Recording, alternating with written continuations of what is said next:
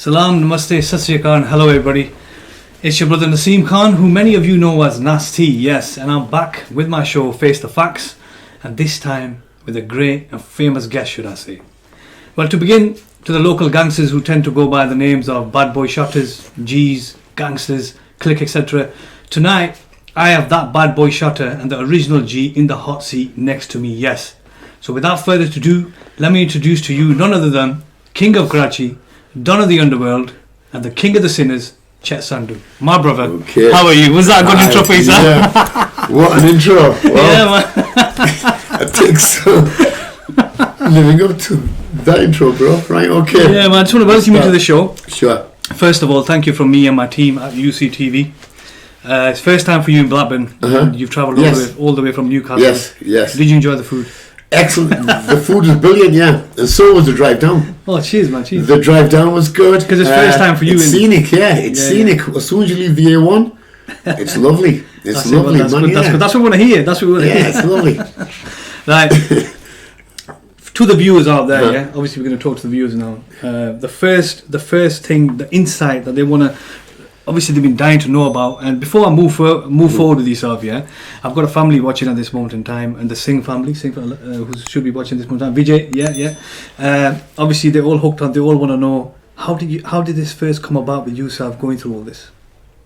From which part are we talking about? Like basically your first rank in the underworld. What led you to that? Was it like growing up with race, creed? Because obviously I know, but tell the viewers. What led me to that? It's like a massive story. Yeah. Yeah. Go for it, bro. You got. Well, that story's going to take more than an hour, bro. Yeah. It's just a massive story.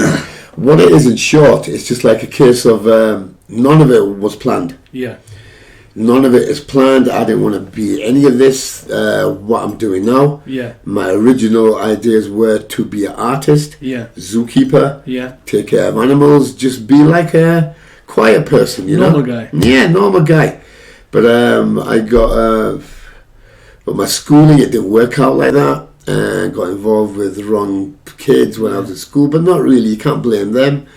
But most of all, I wasn't allowed to pursue the career I wanted to do. Yeah, I'll just step in there, Chet, because I forgot to mention at the start that guys, brother Chet's here today. His story will get emotional. So if you hear the odd little swear come out, please excuse us, because when my brother gets emotional, obviously he's going to roll, but he will try his best to keep it clean. Am I right, Chet? Sure I will. Yeah.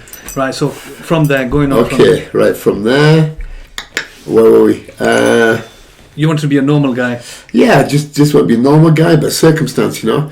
Yeah. We were born in Hertfordshire. Yeah. Moved up there from 4 years old to Huddersfield, West Yorkshire, which you know probably well here. Yeah, absolutely. Yeah. And back in the day, you know what it was like back then, and this and that, and we had a shop there, and my old man, he just wanted like... But in Huddersfield, there were shops everywhere, you know. Yeah. You walk 100 yards another shop, 100 yards another shop. Like we get here. But up here, But up our end, back in the day, it wasn't like that. No. There was only one shop per village area. Right. You know, so it was really a good thing. And there wasn't many Asian happenings up there, this and that. They were all owned by white guys, and they didn't really know how to run a shop. They used to do half-day closing on a Wednesday, closing at 7 o'clock on a weekday. Yeah. Not even bother selling any alcohol, really. Yeah. Which is the northeast is a massive market for alcohol, because that's what they all do up there. Yeah. And but they weren't doing all these points, so me old man, he bought the shop and set a foundation, basically. Stuck me on the till, really. Right. But it's a foundation. Deep end. Yeah, but it's not a foundation I wanted. I didn't want to do shops. Yeah, it wasn't you. You know, I didn't want to do shops. Because you wanted to be an artist. Yeah, I want to be an artist. Yeah. So I was just stuck in the shop end, and when you're stuck in that, and then my old man's strict, he used to keep me on lockdown, and it's just hard work, and then things happen, and then the whole plan just changes. You know, it's like, right, can't be an artist no more. You know, I have to look on something else now. Yeah. I have to look forward to doing this or doing that. But things just happened. It happened. There was no plans made. Yeah. Things just happened and it just escalated.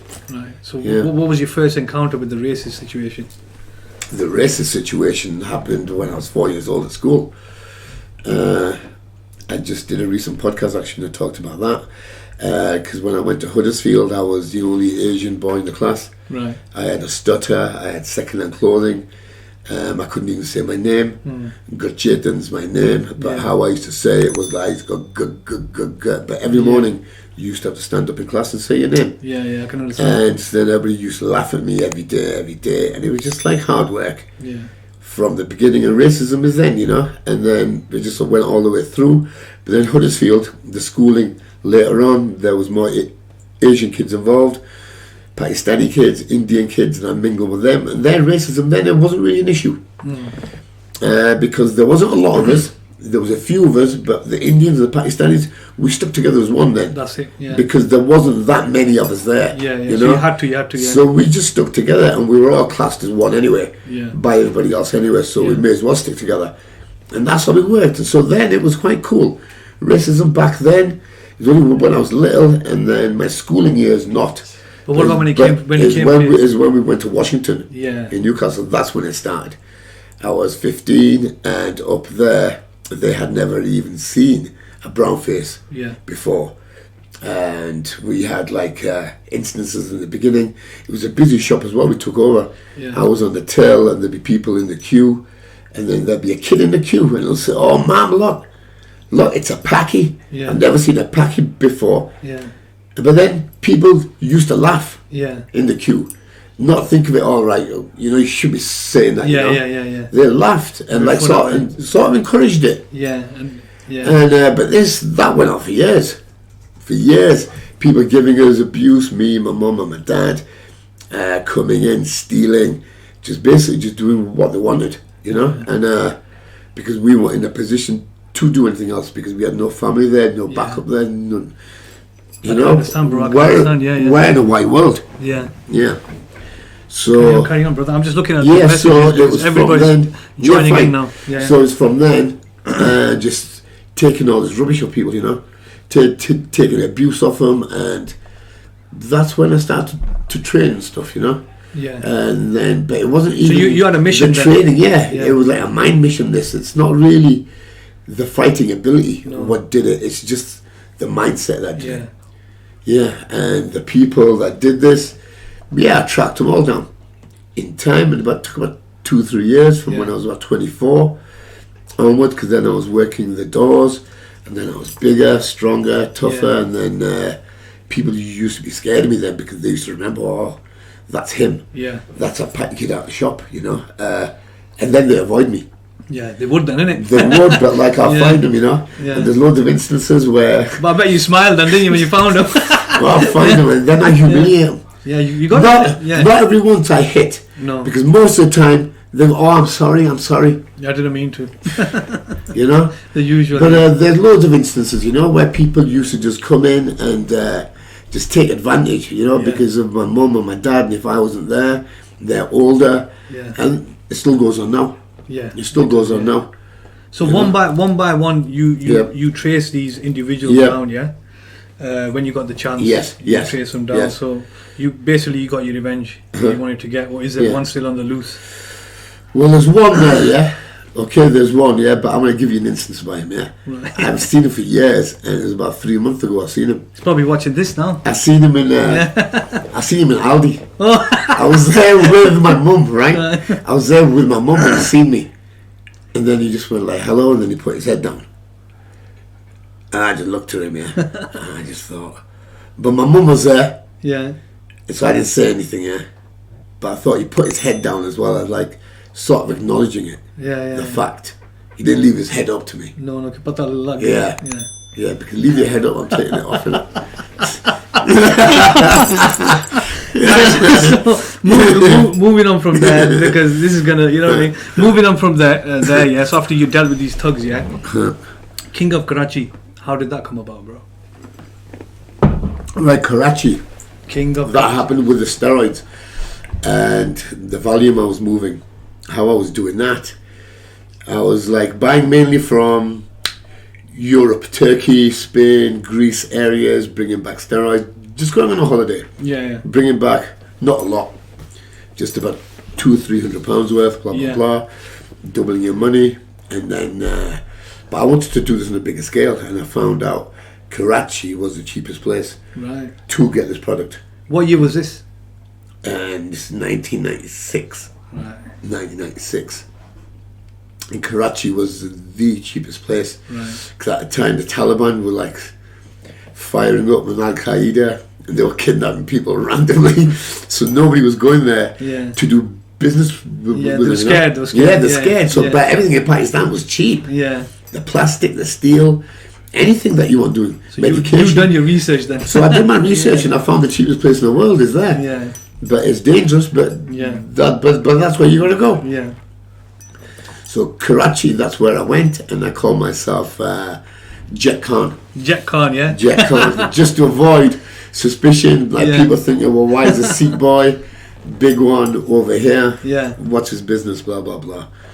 And but I said I was a wrestler. Right. They probably believed it. They did believe it. And so that started off, but that was hard work at the beginning, trying to like get hooked up with the people who were meant to get hooked up with. Yeah.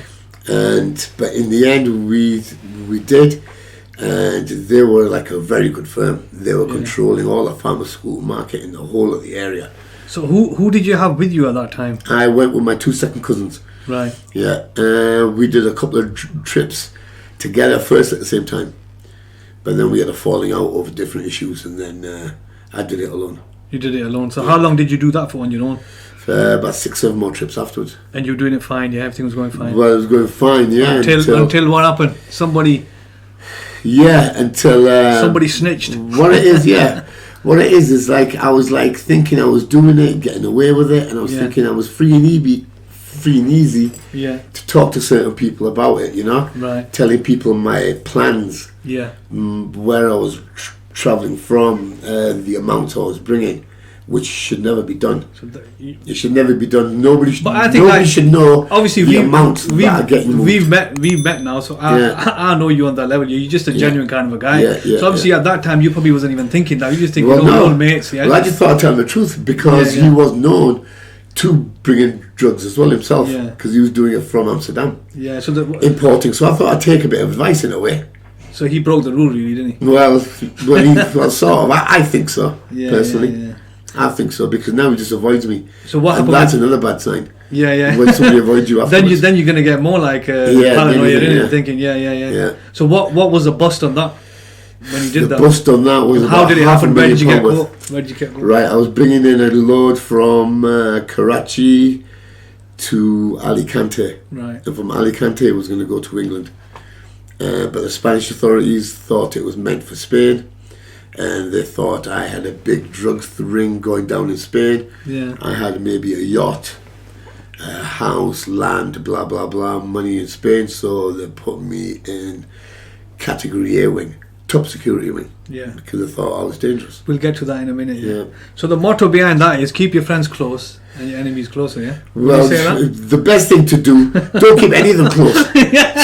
Don't keep any of them close to you. Yeah, none of them, man. Just do it yourself, man. Yeah. And guys, I want to say he's doing really well. I mean, we have just got a comment on here from Danny saying, "Can you see the cogs in his head thinking don't swear?" But he's doing really well. We've got to say that. Now, anyway, your first prison in UK. Which one was that? And how old were you? That was Brixton. I was 22. Right. Yeah, Brixton, but that was only for about a week because I made bail.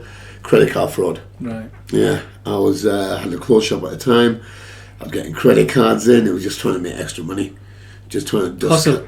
Well, yeah, it's just because back then you could use cards back then, you know. Yeah, you could forge your signature, checkbooks as well, you know. Yeah. Back in the day, if you get a stolen checkbook, boom, you buy a nice shirt. There you go, £200 check. Right. Back then, it was amazing with checks. Now we're going to go international. Yes. Yeah, we're going to go international now. Yeah. Alicante. What was cooking in Spain? And you being in one of the toughest and roughest prisons, yeah, in Alicante. Yeah. What was the first night like? Right, the first night. Right. Well, what happened? Yeah. It took 3 nights to get to the actual jail itself. Right. Yes. because we were in a holding cell first, police holding cell. They stuck me. That was like outside container. Right. A container. Must have been boiling in there. No, it was horrible. It was cold because we got nicked in November. Right. November's cold in Spain at night time. Right. Yeah, bro, it's not that hot, you know. Yeah. And, but anyway, there was no windows, never gave me no food. Oof. There was 3 of us, right? Right. They had me down as a mastermind, which I was, right? Yeah, and yeah. the other 2 were my mules. And they just shit, and they just got scared. Yeah. And they just sort of told the truth. Yeah. Because the police scared them, said, listen, we know who the boss is. Yeah. It's not you two. Yeah. Because the girl was only 18.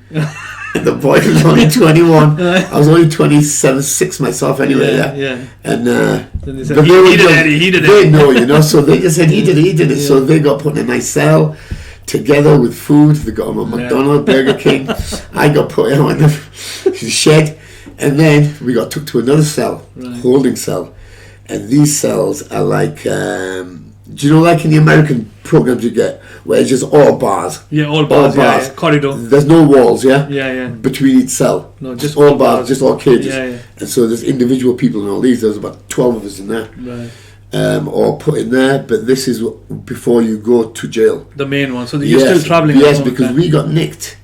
I think we got nicked on a bad time. I think it was a Friday. Right. And on Saturday and Sunday, because they're Catholic, they closed down there. Right. Because the jail's a Catholic run. Saturday and it's Sunday. a religious thing then. Yes, so you have to wait until Monday. Yeah. So we had to stick it out there for 2 days, which was horrible. Yeah. You have to shit in a drain. Yeah. And then put water down it, and then it washes down into the next man's, and then his shit will come down into yours, and you're pissing it, and it was just, it was just like that. And but anyway, I was just like, take your time. But I was just like waiting, thinking, right, bail. I need bail, yeah. Because I was just talking to people there. They went bail. Everybody said, yeah, everybody can get bail here as long as you got the money. I went, right, I got the money. I'll buy my way out of this. And then I said, right, I'll buy my way out. And then they took us to the jail. The third night? Yes, the third night. And the other 2, the girl went into the jail's wing, women's wing. Yeah.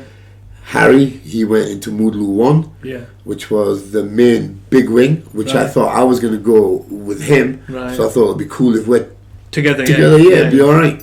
And plus what you said so far, we can organise it and say, listen, let's sort this out, you know? Yeah. It's best if we don't point fingers and we just stick together. Yeah, that's it, which is how it worked out in the end, you know, because once you start pointing fingers, you all get the same amount anyway. So what was that first night? First night there, I thought I was going to get bail, tell you the truth. Right.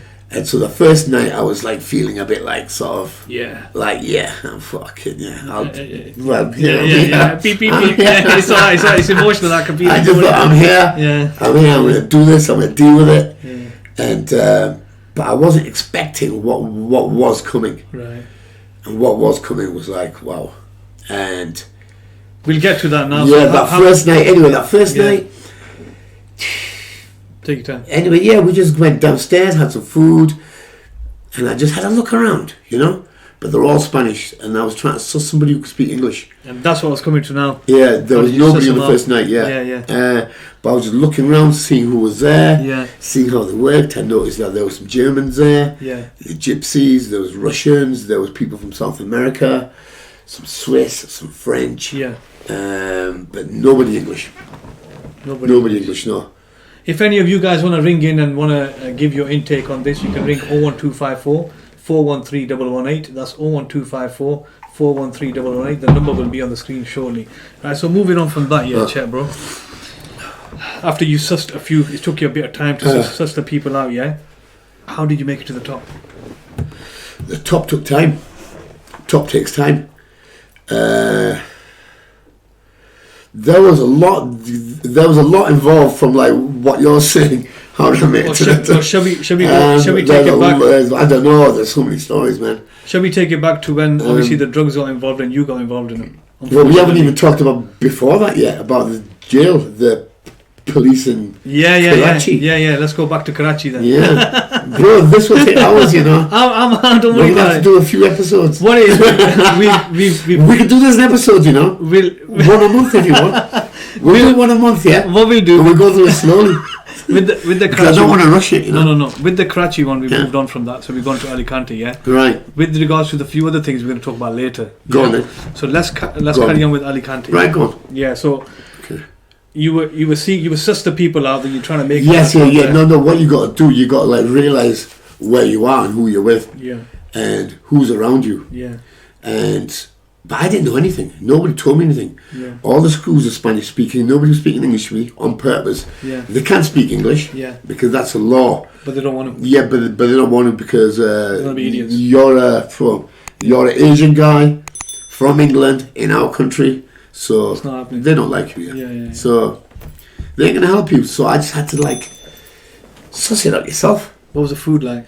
The food, the first food night I didn't even eat because I wasn't hungry and I hadn't eaten for days really, but I wasn't in the mood to eat because I didn't know what was happening, you know. Yeah. And I just wasn't thinking. I was just thinking, hopefully I'll get bail. Hopefully I'll be out tomorrow. Hopefully I'll out tomorrow. Tomorrow I'll eat.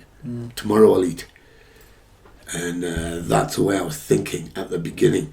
And when I got a lawyer there also, he just fed me full of rubbish. Took about $2,000 off me and said I was going to get bail. He'll do this, but he didn't do anything in the end. Yeah, But that they just lied to you. Well, that procedure just dragged on for months. Yeah. Me thinking I'm going to get bail, you know, that went on for like months, for about 3 or 4 months, and then it was only after about 3 or 4 months I thought, right, now I know I'm not getting out. Yeah, so they were just kind of like saying, yeah. Growing yourself. So like it wasn't an instant thing where you said, right, I'm here for 10 years. No, I was thinking I was going to get bail. Yeah, see, they made you think that, didn't they? Yeah. So from there, then you got used to it. You're thinking, food, extra. Did you become depressed at that time? Depressed? Well, that's when I started to take the heroin. Yeah. I started to take the heroin from the first couple of weeks I was there. Yeah. And the first time I've took it, but that was like an escape drug.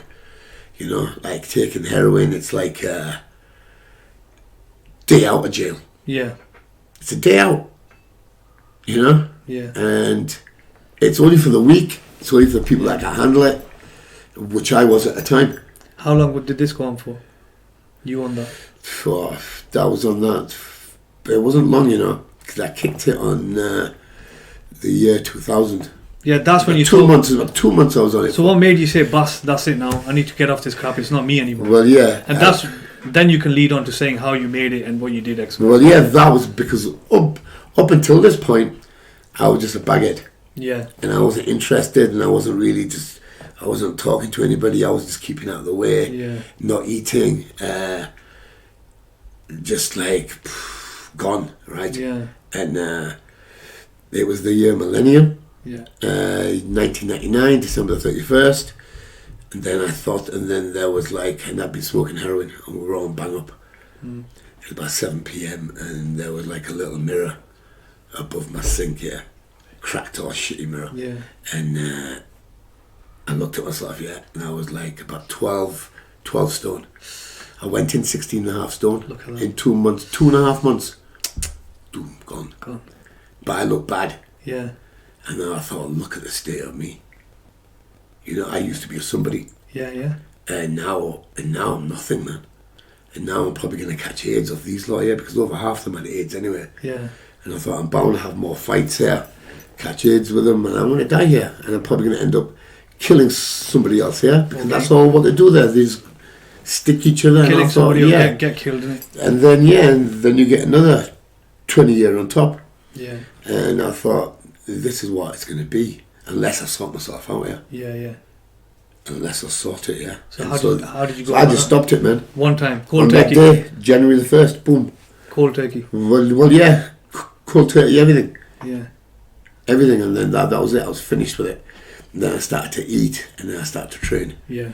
And then it was like a procedure, what took there for about 9 months. Yeah. And then I started to become the money lender. Yeah. People used to borrow money off me and pay me back double. Yeah. The following week, and that's how I made my money. So it just came from there. You know, it was a procedure, slow, and you deal with people along the way. Other people that Like put their heads up. Ranks, yeah. Well, other people that put their heads up, and then okay, if he puts his head up in front of you, and then you got to take it down. If you walk away from it, and then that's a failure. But I didn't walk away from any. You know, I'd done them all. No, I'd done them. Yeah, you got to do them. Yeah. To survive. It's not just standing your ground. It's going to action. Yeah, and then making yourself live. You've got to do survive, it. Innit? You have to do it. Yeah. What else you get done? Yeah. This is one of the roughest prisons there. Yeah. And I was making money. Like, our jail was supposed to be the worst jail in Spain. Right.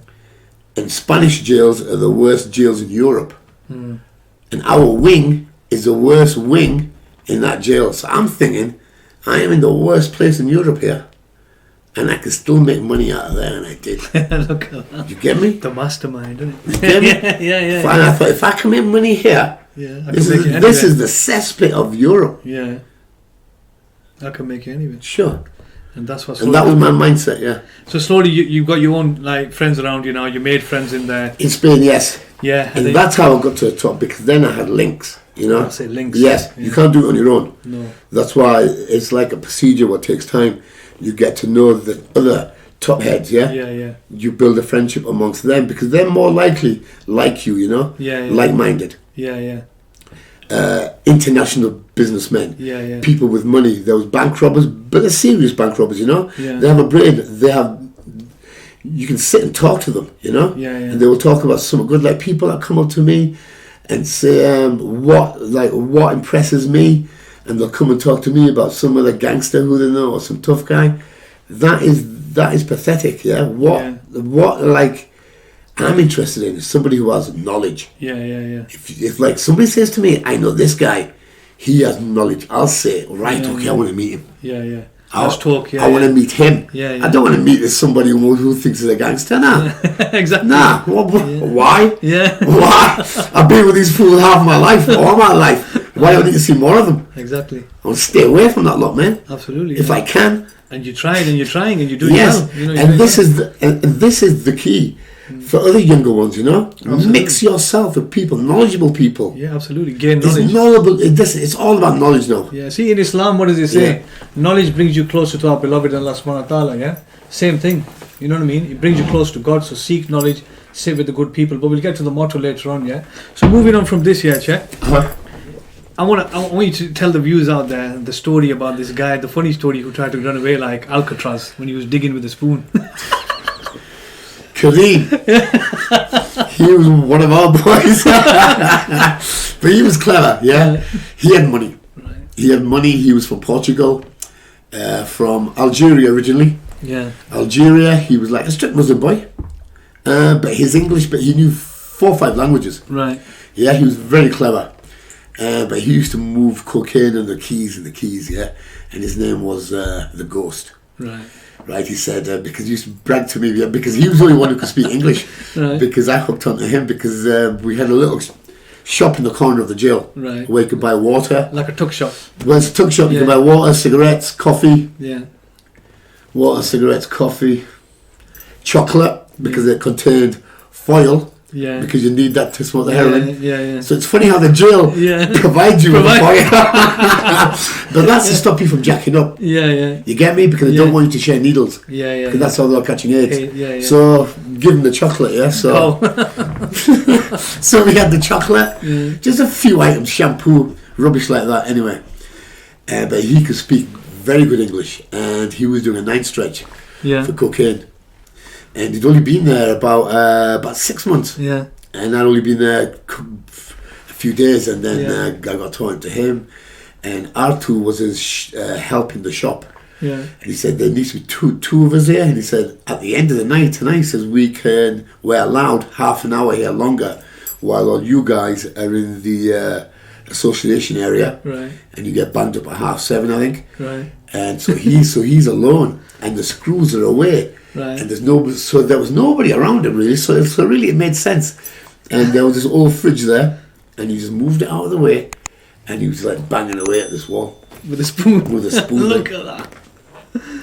But the walls were crumbly. Yeah. It was an old jail, yeah. Right. It needed work on it, and there's been a few escapes there in the past. And anyway, he was digging this hole, and the hole was quite cool. He showed me the hole. He went, "Come with me, man. Come with me, my brother." And I was thinking, what's the plan? He goes, right, listen, after association, you and me are allowed to stay back here. Something's going to happen in the association room, but the schools are going to run there, and then we can run out of the hole. Yeah. All we have to do is run down the backside of the wall, but there's 2 towers, right? Yeah. 2 towers with screws, pump actions in every one, right? Yeah. Right, so we have to avoid getting shot off this one and then that one. Right, and then we have to run there, and then there's another wall, and then we just need to run over that one. Right. So I don't know where I'm going to. He went, no, I do. I went, right, so I'm following you. So if anyone's going to get shot, it's going to be my black ass, isn't it? And I went, listen, leave it. I went, leave it, yeah? Because then I was quite big and wide as well. I thought, no chance, no chance, I'm going to get shot here. Yeah. And you went, right, okay, fair enough. I said, but I'll stage the fight at the time when you're going to go. Just let me know, So we synchronised our watches on that day, and everything got synchronised. And I think, I don't know what time we timed it for, 7 o'clock or something, me and R2, we started a fight over about television programme, what was watching. He wanted to watch The Simpsons. I said, I want to watch The Weakest Link. And so we just started this fight. Argument, And then we threw a chair at each other, and then the screws landed. Yeah. And then as soon as the screws landed on the yard, we heard bang, bang, 4 shots. Doof, doof, doof. Yeah. Both of them fired 2 each, I think. Yeah. And then we thought, right. And then we all knew, because there was a whisper going around who was going to go. Yeah. But nobody grasped him up, Yeah, so that's staunch, Yeah. Because somebody could have said something. Because I think about 10, 15 people knew he was going. Yeah. Right? But nobody said a word. That's good, then. Yeah, it's cool, man. Yeah. That's how it should be. Yeah. And then anyway, he got away. And then the schools all come back to us and they said, right, bang up all you lot. And then we said, has he got away or not? And people were asking the screws, and the screws were going, bang up. And I said, I know he's got away.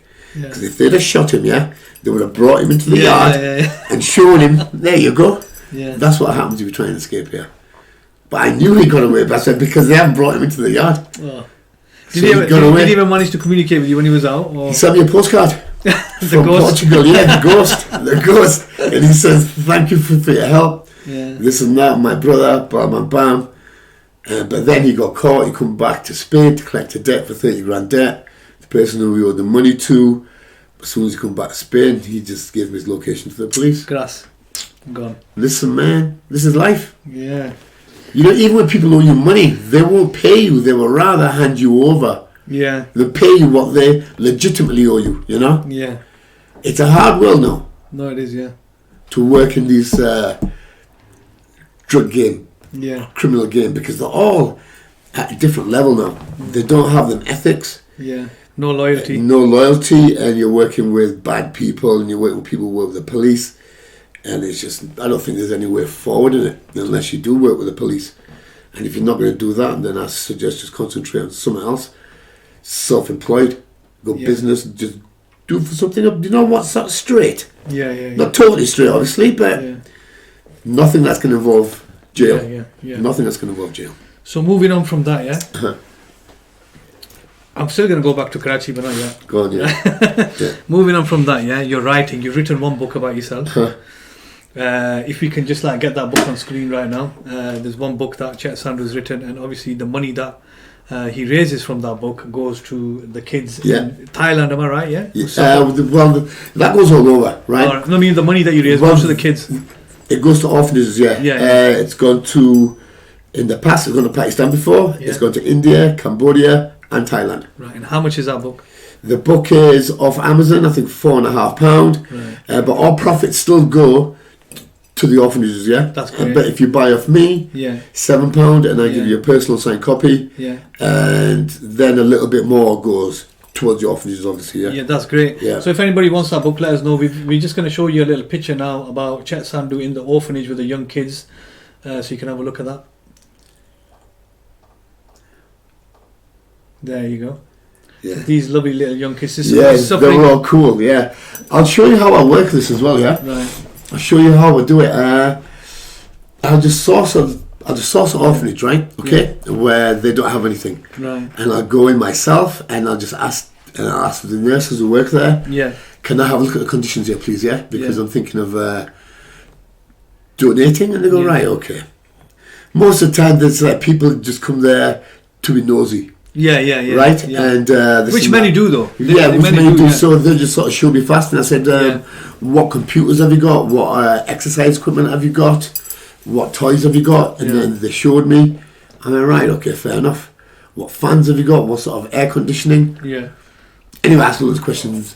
Then I went, and then 3 days later, I come back and we spent. And then I think it was about 12 grand, Right. Right. Great. and I just gave it to her. And they were like so shocked. Yeah, there would be. Yeah. Yeah, because I just walked in with it, Yeah. and I walked in with the whole spectrum of gear. Yeah. Laptops we had headphones, stereos, phones, Yeah. exercise equipment, bedding, fans, the whole spectrum of toys, clothing, Look at that. food, everything. Yeah. Yeah, everything. So I'll just go to a random one and then just do it like that. That's great, man. That's Yeah. great. Yeah. So recently, Chet, you went to Birmingham. Uh-huh. Couple of your friends' family picked you up, and you were in the Star with the Bollywoods and chilling out with. one of the Oh, guys. yes. But your guy was Arjun Darshan. yeah. Darshan, yeah, Darshan, yeah, yeah. yeah, Arjun, yeah. yeah, yeah, Yeah, yeah. he's my cousin's uncle, Chacha. There you go. He's in the Bollywood as well. Yeah, yeah. So listen, Salman Khan. Yeah, yeah, Dharminder, yeah, do you know the original one, yeah? yeah, yeah, yeah. With Amitabh Bachchan. Yeah, yeah, yeah, yeah.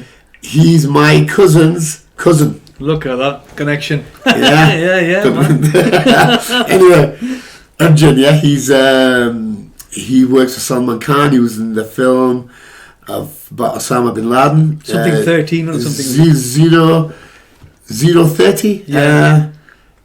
Dark 30 or something. Something Yeah, like that, yeah. yeah. He starred in that, and I'm trying to get me into links to do something in India. Yeah, yeah, yeah. Yeah, to get me in India, but I don't know if they're going to take me there. Yeah? Yeah, yeah. So, because they're all a bit strict, you know? Yeah, I know what you mean. And yeah. you have to have links in the family as well Yeah, yeah, yeah. to like progress in that, you know? You have to have somebody somewhere, but I do have him. Yeah. So I'm just trying to work on him a little bit. Every time he comes to England, we take him out. Cricket here and there. But, You have to, innit? yeah, yeah. So before I hit to your alpha line, I Uh-huh. just want to say one thing. After Alicante prison, Uh-huh. going through the ranks and gaining your respect back, etc., and coming off the gear, did you actually turn towards religion? Because many people Right, say... yes, right, okay. My story with this, yeah, okay, I'm not really a believer, okay, but there was a period in jail in Spain where I was that low, right, and then that was the first time I prayed in my life. Look at that. Yeah, because I didn't have anything, you know. Yeah. And when you don't have nothing, You yeah, remember God. what you got then, yeah. Yeah, yeah, yeah. And I think it's only then I thought, but then it pulled me out, you know. Yeah, yeah. It pulled me out. That's great, man. That's great. Yeah. Right, what we're gonna do now? We should go towards your alpha CBD, yeah. But we're gonna take a little break. So we're gonna show the 10 reasons about that people need to know about CBD. Yes. And guys, we're gonna be right back. We're just gonna show this little video for you, so you can have a little intake before I actually bring the alpha CBD image and talk about it. So let's take it away there.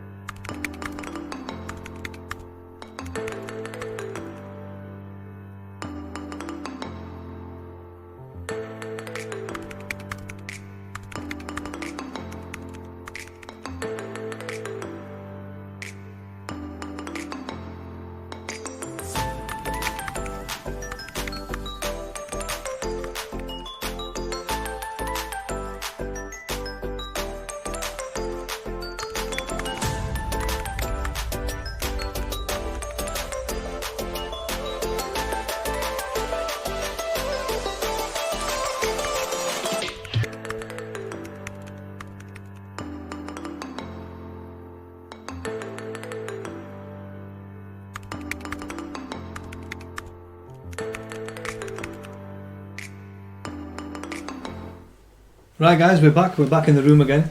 So you've had a look at that. Now we're just going to put a picture up on the screen, the CBD oils that we've got with us today, what Brother Chet's brought with him. So we're going to talk about that, and we're going to talk about how Chet got involved into the CBD oil thing and how he brought it forward, his research, etc. We're going to be doing offers on CBD as well, so if anybody wants it locally, let me know and we'll sort it out for you. Right, Chet, over to you. Sure. Okay, how this came about? Yeah. With my friend of mine, Brian Charrington. Right. I met his dad in jail in Spain. His dad was like a heavy cocaine dealer. Right. And he's just been arrested now actually he got caught with 164 kilo of cocaine. But he's in his 60s, he's a multi-millionaire. But had it in he, yeah? You know, they don't know when to stop, yeah? Yeah. You don't know when to call it a day, Yeah, when he's 60 odd, man. No, you want to call it a day then, don't you? But hold on now. Yeah. He got 16 years Okay, in Spain, so game over anyway. Never mind. But his son's okay, right? Yeah, his son's okay, and I thought I was talking to him originally, but it wasn't. It was his son, and I think it's my daddy talking about. I'm like, all right. So what are you involved in? And we just got talking, and he said, "Listen, I'm working on this. This is like 2 years ago, and it seemed like a good idea." Yeah, and he says he just knew the whole spectrum of it, and this is getting made in Spain. He had the factoring there, the manufacturing, the company. And he said, I'm looking for people to sell in certain areas, to be... I went, right, okay. But at the time, it was called Sure Pure. Sure Pure, yeah. His brand. Yeah. And that's what I was selling first. Right. So really, first, I was an agent for that company. Right. Yeah, I remember that. Yeah. That took off really well. Yeah. But then I thought, well, why don't I do my own? Exactly. And you're doing it. So now, brilliant. Yeah. And Brilliant. it's pure stuff. If you could just tell them on here that it's pure. Yes. Yeah. It's top range. We have our lab reports, and it's a money back guarantee. If you're not happy with the product, contact me directly, and then I'll make sure you've done right. Yeah, he does. I'll make sure everything's hand packed. Yeah. It's a family business. It's just me and my mum at the minute. That's why we can sell at the prices we can, because we hand pack and we label. Yeah. We hand do everything ourselves. We don't have any staff employed. We don't have any overheads. We don't have units to pay for. We don't have this. We don't have that. So this is why we can go out at like this, for example. Yeah. £120. I've seen that. Yeah. So far. And that's the white one on the screen. Yeah. Yes, and it's £50 hours. It's a massive difference in price. But these are different people's overheads. Yeah. But I just want to make this product good and affordable. It's got so CBD people can and afford hemp. it. Yeah. But CBD is more than hemp in this one. Yes. Because I've tried the 5% one myself. The one I got a few first. Yeah. And it helps. Yeah. And that's just 5%. Yes. You know what I mean? No, it works. Personally, for me, arthritis I had, premature arthritis, eczema, bad back. Yeah. Gone. My mum, asthma, always had it. Yeah. Always had an inhaler. Yeah. No more. Fantastic. Right, guys, we're going to go to a break now for our sponsors. After the break, we're going to talk about the Karachi cops and politics. Karachi cops, yeah. Karachi's bouncing.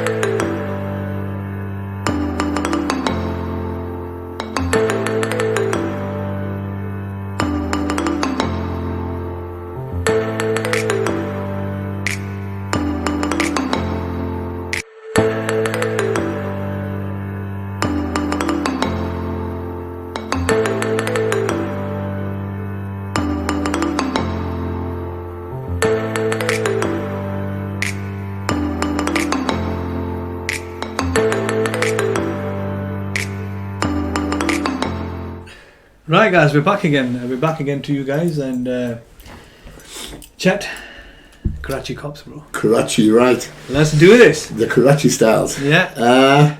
All our Pakistani. I was quite surprised, how Karachi worked. Yeah. It wasn't what I expected, right? Because everybody was telling me, "Oh, you're Sikh boys. The three of you, they're gonna kill you. They're gonna take you and kidnap you." Blah blah blah. But I said, "Listen, it'll be all right because we're not going there to fight nobody. Yeah. We're going there to do business, yeah. And I'm sure they're doing a lot of business because there's not a lot of people going there. Good, So I thought, Anyway, and my thinking was right. Yeah. They thought, right, these boys, they are who they are, right? Yeah. But they've got money and they're talking straight. Yeah. And how it worked at first, when we first got all the loads together, they want the money up front. Yeah. My other two cousins, they didn't want to give them money up front because they were a dangerous firm and they had guns and the counters and everything.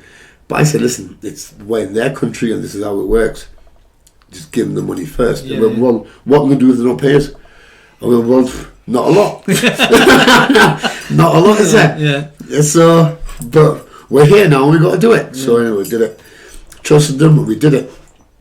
But then I got wind back to the police that I was doing this, and so they came to my hotel room once. And then I had my taxi driver was there, Koza, and he was going, listen, better day there. He went, just get rid of them, yeah. But I said, listen, let's just wait, see what they've got to say, because they were all scared, thinking, give them the money now, just tell them to go. Oh no, just let them see what they've got to say. Yeah. Anyway, they had a look and they went, right, it's okay. We're not bothered because you haven't got no heroin, you haven't got no smack, you haven't got no that. I went, no, right, okay, cool. And then later on, we met the chief of police there at my hotel. Right. Because it was renowned for girls there, Right. From Russia, Turkey, blah, blah, blah. So he used to come there with guests. So he was involved himself? Well, he was involved himself because he was bringing, when there's a guest comes, you got to take him out, seva suva. So he used to take him to this hotel. Getting his cut out of it. And I used to mix with him, yeah. So I used to mix with him, And one time he gave me a massive lump of hashish. This is the chief of police, and I thought to set up this, I wanted to set up this, right? So I never put it in my room. In case? Yeah, I put it outside in plant pot. Right. But nothing happened. And then he gave me his card. And he went, any problems? Ring me. I'm your man. All right. Another time, we were out drinking in the streets in this taxi, and then the MPs, military police, they're bad. Yeah. Them ones all in the white. Yeah. They're bad. They all have machine guns. I'm alright, you like get out. And I had a drink and I went, no, you can't tell me to get out. And I went, I'm British. Yeah. Imagine if you said that there now. Boom, there you go. So now I said I'm British. And I went, listen, this is my man here. And I gave him the card. I went, phone him.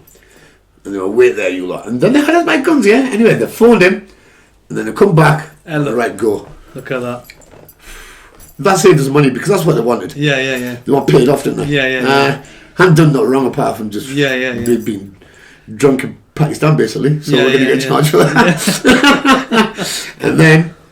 So Rishwat was the game then, Rishwat bribe was the game, innit? Yes, that time. yes. And then as I was doing these trips, well, at first I was going through the airports, we had to bribe our way through, when they're searching your suitcases, but we had magazines, okay? Don't need to say what type of magazines, but we had magazines, but we bribed our way the first time with them, because they're quite rare in Pakistan. And then, second time round, and then they wanted some pesa, so we had to pay them, and then the third time round, it was getting really hard, and then this guy, he came up to me, he was the chief narcotics officer. Right. Of Karachi airport. He went, come over here.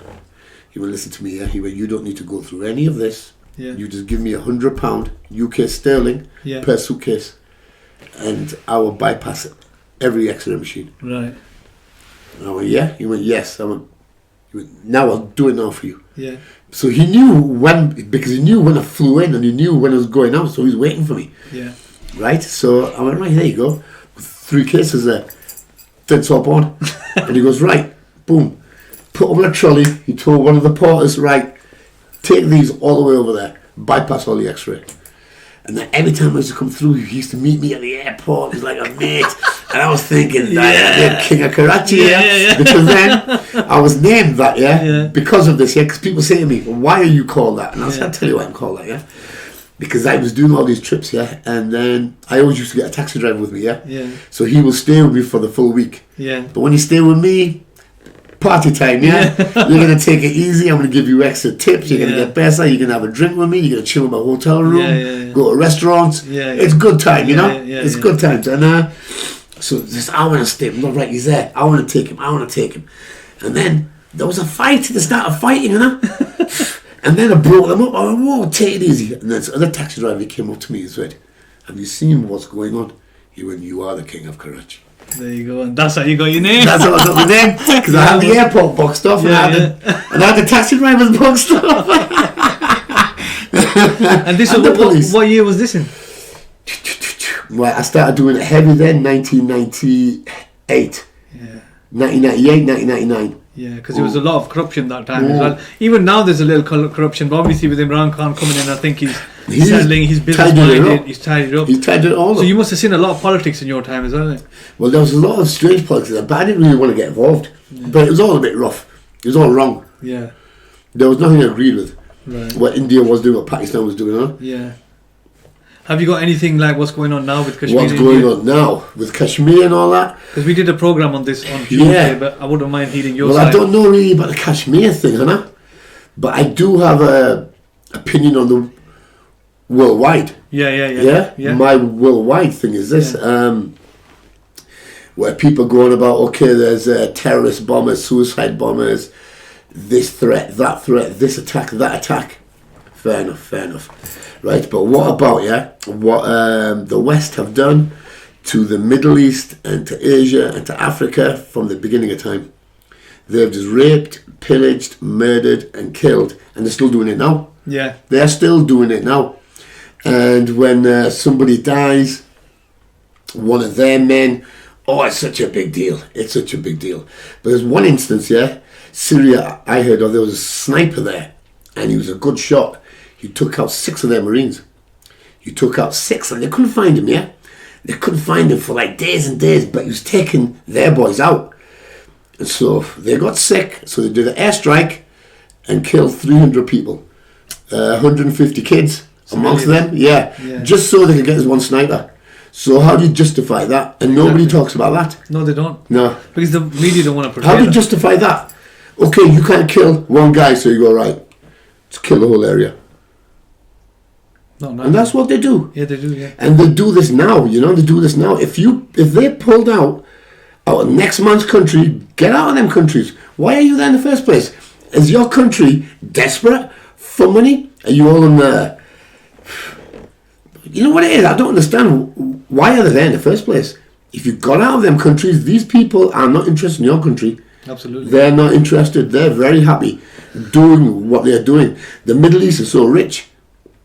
People from Kuwait, Qatar, they don't even have to work, do they? No, they don't. I was told there's that much money. They provide for the people. They provide, and you instantly give them a house. Boom, straight. Wow. Yeah. This is what they can't handle. This is what they can't handle. No. And this is it. It's shocking to the system, isn't it? Yes, because they're still thieving and still raping and still killing. Sad news. Yeah. Well, moving on from that, obviously you've done your, with your book, you've got second ones in the process. Yeah. King of Karachi movie? The movie's coming on, yes. But we have to do the second book because I've been talking with a guy. I'm not say his name, but he made a film called My Brother, the Devil. Right. Which is about Muslim boys. Right. Growing up, and it was a good film. It's a very good film. You should watch this, Yeah, I'll watch it. And he made that, and he wants to play me. Right. And so we're going to try and get the funding. Well, he says he's going to get the funding. We're going to go ahead with it. Yeah. So this will be a good, because the way he wants to play it, and I've seen what he's made already, I'm happy with that. Yeah. So yes. That's good. Hope it goes well for you. Yeah. Also, you're doing something very important for vulnerable girls out there, vulnerable children out there who are, being approached by predators, who are getting groomed, X, Y, Z. Yeah. How can I say this? The society is called, was it Nirbau, I think? Nirbao, yeah. Nirbao. It's called fearless. Or Fearless, something. it means, yeah. Yeah, yeah. Everybody has the respect. The respect, for right. yeah, for right, yeah. Yeah. So, do you have a number for this, or do you have... The number is coming, yeah. I've just phoned Simran now, because it just got set up yesterday. So We've got the admin girls there. Yeah, I'll put it after we've done our shoot, and I'll put it on the Facebook. Yeah, we've got the admin girls there. Yeah. How it works is like this. It's like not like your normal phone in where, okay, your calls might go to the social service or the police. Yeah. And this is why I think a lot of the times girls don't phone in. Right. Thinking, right, it might get back to my family, you know? Yeah. It might get my dad. Yeah, yeah. You They get scared, don't they? Yeah. You know, it might get back to my dad because she's under the age of 18. Yeah. So you do have to notify her. But we ain't like that, yeah? We are going to work solely as like friends, yeah? Give like a soul helpline, yeah? Yeah. And we will genuinely give you the real advice. Yeah. And we will help how we can. Yeah. Whatever we can do, Yeah. we will do. Yeah, that's fantastic. Yeah. That's fantastic. So, what does the future hold for you, bro? The future holds. The CBD is going excellent. The business is going excellent. I'm writing a second book, getting a film made. I'm on Channel 5 as well, twice this month. Yeah, you mentioned that last time. Yeah. So They're it's just finally loading my come- episodes back, I think. Yeah. I think they want me to get more famous and then they're going to put them out. I think they're just holding back on them. So they've got 2 episodes there. And we've got a trip coming up as well, you know, for the orphanage trip. Yeah. Because I've got some money in, and this is for the people who donated already. Yeah. I know I was meant to go at the end of the year, but there's been a lot on. Yeah. I went a lot on. I moved house, and CBD's been booming. Podcasts I've been doing, I haven't really had the time out, but I will go. That money, I'm going to clear more money. I don't know where I'm going to go yet. You know, I need to organise. I don't know. That's all the process yet. Yeah. The money's there, but we'll see where it needs to go. Yeah, properly, Yeah. and efficiently. Yes, and I will spend it myself. Hand buy our products. Best way. I see what they want. I hand buy, and every penny spent is listed. So you've had a fantastic journey, Chet. Yeah. And you've given us that journey. We've actually experienced that. I'm sure the audience has experienced it with you as well. I mean, I have. Okay, cool. You know what I mean? It's been fantastic. What final message do you want to give to the youth out there? Final message to the youth. Right. Do not follow the trend. Don't do what other people are doing. Just have your own mind. Sometimes it's like not easy to have a change of opinion, you know?